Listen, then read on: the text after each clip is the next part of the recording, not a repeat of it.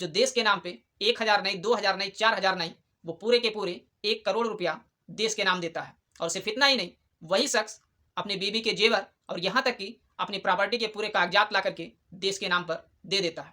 जिस हस्ती की, जिस शख्स की, जिस दानवीर, जिस क्रांतिवीर, जिस आशिक हिंदुस्तान की बात हम कर रहे हैं, उसे अब्दुल हबीब यूसुफ मारफानी कहते हैं।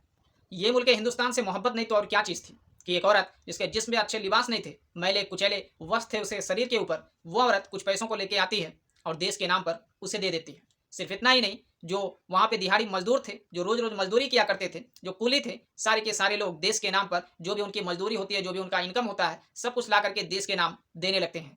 अब्दुल हबीब यूसुफ मारफानी एक ऐसी शख्सियत का नाम है, एक ऐसी हस्ती का नाम है जिन्होंने देश के खातिर, देश की आज़ादी के खातिर अपना सब कुछ कुर्बान कर दिया।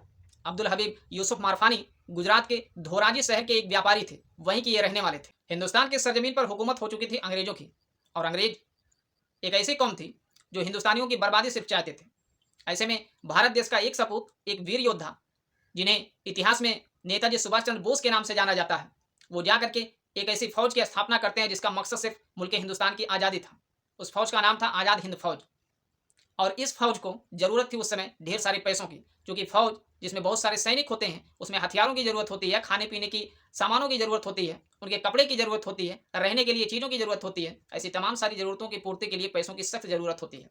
जब नेताजी सुभाष चंद्र बोस उस फौज के नाम, इस मुल्क हिंदुस्तान के नाम ये तकरीर करते हैं कि हम हिंदुस्तानी इस लायक हैं कि हम किसी दूसरे के आगे हाथ नहीं फैलाएंगे, हम खुद अपनी मदद कर सकते हैं, हम मजबूत हैं और मजबूत बन सकते हैं। जब उनकी ये तकरीर लोग सुनते हैं तो उनके पास जो कुछ भी होता है, वहाँ के कुली मजदूर, दिहाड़ी मजदूर जो लोग होते हैं, जिनके पास जो कुछ कमाई होती है, जो कुछ रुपया पैसा होता है, सब अपना ला ला करके देश के नाम पे देने लगते हैं।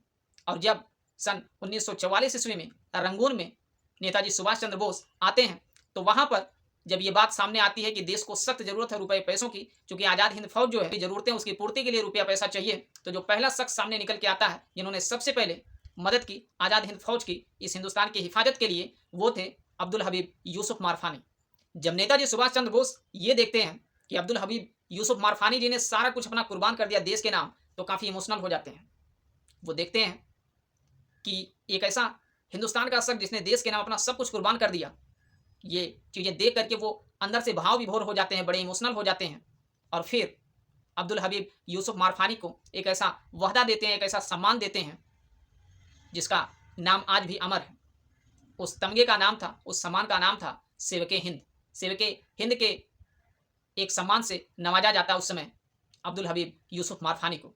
वो जो औरत जिसके जिसमें अच्छे ढंग के लिबास नहीं थे, जिसने आकर के देश के नाम जो उसके पास रुपए पैसे थे वो कुछ दे दिया, नेताजी औरत के उस एक्ट से, उस काम से बहुत ज़्यादा प्रभावित हुए।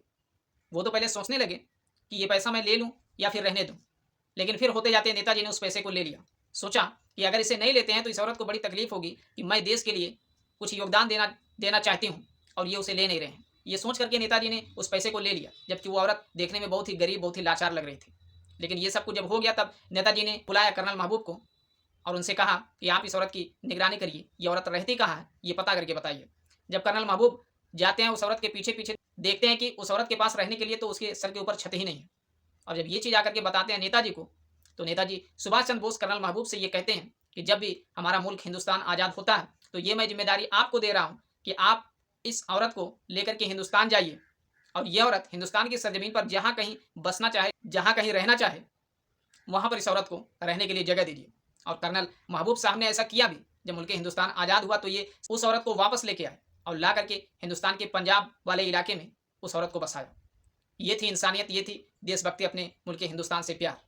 आज हम लोग आपस में उलझे रहते हैं जाति के नाम पे, धर्म के नाम पे। कोई अगर आगे बढ़ रहा है अपने देश में तो उसकी टांग खींचने की कोशिश करते हैं, जबकि हमें उनसे सीखना चाहिए। आज दिन भर रात भर हम यही चिल्लाते रहते हैं कि जापान आगे बढ़ रहा है, चाइना आगे बढ़ रहा है, अमेरिका आगे बढ़ रहा है, हम क्यों नहीं आगे बढ़ रहे हैं? तो आगे हम भी बढ़ सकते हैं। हम जो आगे बढ़ रहा है उससे सीखें और आगे बढ़ने की कोशिश करें। जब तक हम अपने में लड़ते रहेंगे, अपने में उलझे रहेंगे, तब तक हम आगे नहीं बढ़ सकते हैं। आगे बढ़ने का सीधा सीधा तरीका यही है कि ये जो ऐतिहासिक घटनाएं हैं, जो कुछ गुजर चुके हैं, अतीत में जो कुछ हो चुका है, उन सारी घटनाओं से हमें सीख लेना चाहिए कि जब देश की बात आई, मुल्क हिंदुस्तान की आज़ादी की बात आई, तो मजदूर कुली से लेकर के जो भी जितने सारे लोग थे, जिस भी तबके के लोग थे, जिनसे जो हो सकता था, सब ने अपनी अपनी तरफ से योगदान दिया।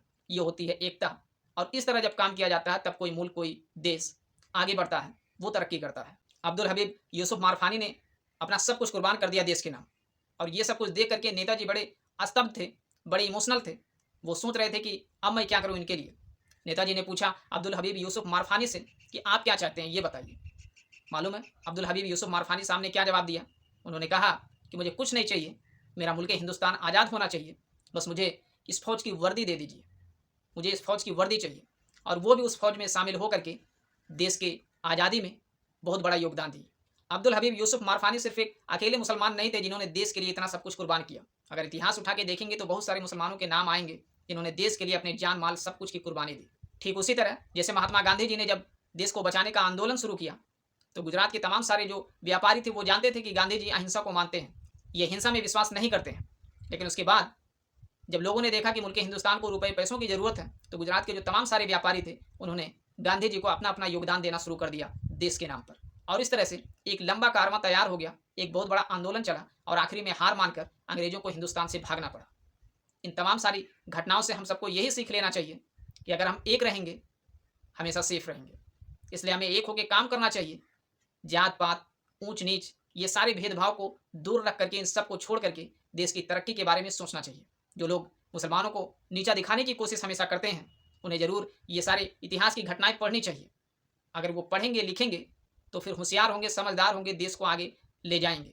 और नहीं लिखेंगे पढ़ेंगे, अनपढ़ जाहिल गंवार रहेंगे तो फिर वही करेंगे कि हर जगह कोने कोने में जहाँ कहीं देश के दुनिया के रहेंगे वो लड़ाई झगड़ा और फसाद को फैलाएंगे। इसलिए पढ़ना जरूरी है, इतिहास को जानना जरूरी है, सच क्या है उसे समझना जरूरी है।